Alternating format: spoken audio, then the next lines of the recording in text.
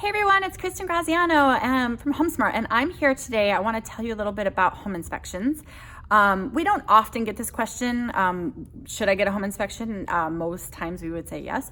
But what I want to explain is what a home inspection is and what it isn't, what it can see and what it cannot see. So what we typically tell people about a home inspection, it's a phenomenal investment. The home inspectors are paid to go in, they're going to find and point out everything they can find about the house.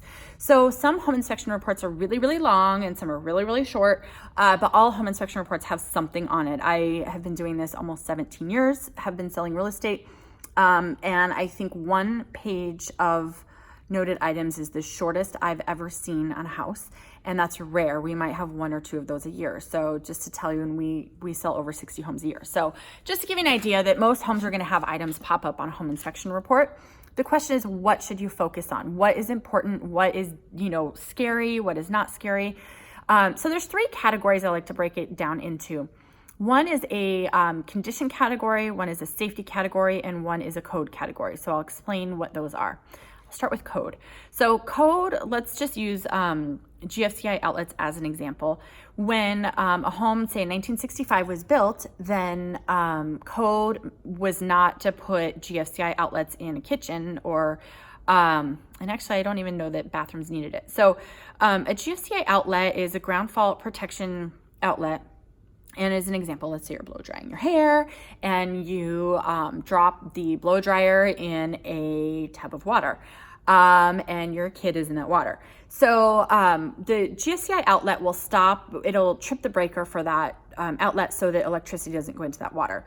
So it used to be that homes, kitchens didn't really have that. Now it's code to have it within a certain number of feet of water. So now GFCI outlets are code.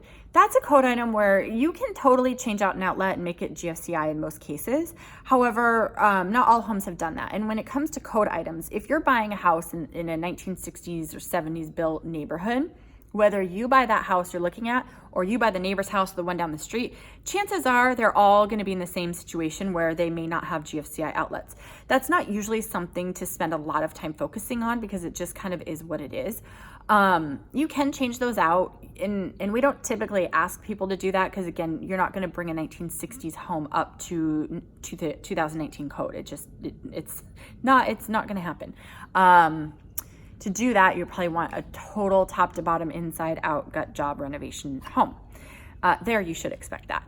But so another item to consider would be a safety item. So an example of a safety item would be if there's no pool fence around a pool.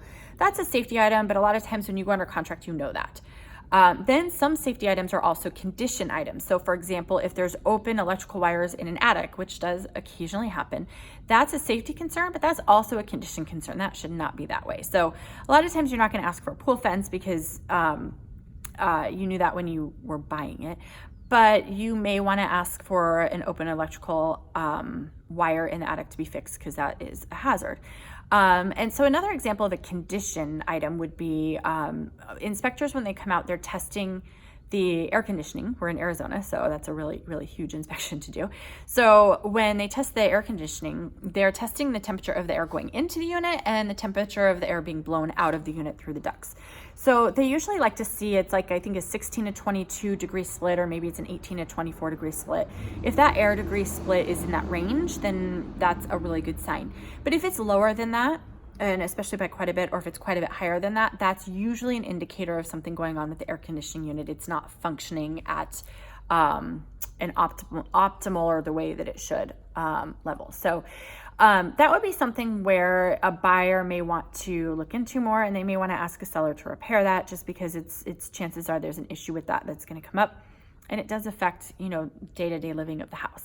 So I'm in a new construction house, and I want to take you over to the kitchen and show you a little bit. Oh, before I do that, this right here is a sewer line. And sewers are a big thing, especially in older neighborhoods, to look at. I did another video on sewer lines specifically, so that's definitely worth watching if you're in a neighborhood, especially an older neighborhood. Sewers are a hot topic. I'm not going to dive into that right now, but that right there is like a cha-ching, that's going to cost you a lot of money. Most home inspection items that come up can be handled with relatively decent amount. A low is comparative, but not terribly expensive. Your air conditioning unit, your roof, and your sewer line are 3 items that can end up being really expensive. But here we are, we're in a house, and this is what behind the walls looks like. I always like to say the Arizona Science Center has a phenomenal exhibit, and it has what it looks like behind the walls of a home, and it's really cool to go see. I oftentimes will tell, first-time home buyers to go look at that. But this is right here. These are the plumbing lines. This is called PEX.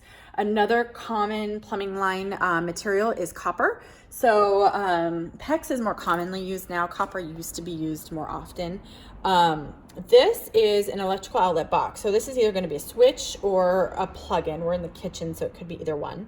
And then this yellow wire right here is, that is a electrical wire. So coming through here, you'll see that's coming down to the box. There's another, this is another yellow electrical wire. That's an open wire, but there's no power here.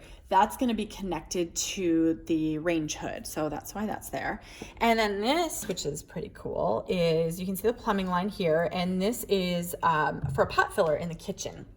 So coming around here, this black line, that is gas. So gas runs through there, and that is going to be for a gas cooktop.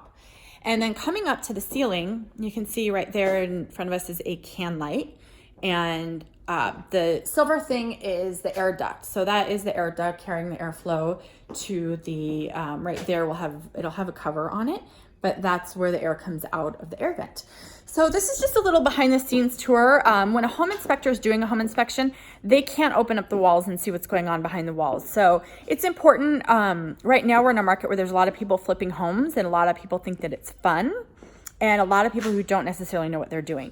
So one tip, and I really mean this, if the cosmetics of a home are not done very well, you never know what's done behind the walls. I always tell people those are homes you really, really want to try and steer clear of. If a client wants to buy it, that's fine as long as we've given them the disclaimer. But a lot of times if the cosmetic work is poor, the behind the walls of the plumbing, the electrical, a lot of times that is done very poorly also. And that can cause you a lot of issues. Over here, this is a fireplace. So you can see the vent is coming up here, which we wouldn't normally see because it's behind a wall, but you've got the vent going up there.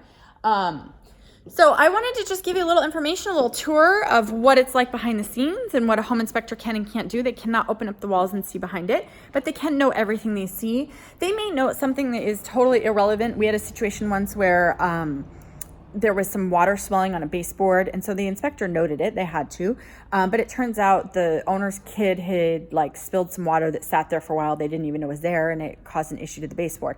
So a home inspector can't tell. They don't know the history of the home. They don't know what your kids are doing, and so for them, they have to just note that there's water damage and it could be a leak behind the wall.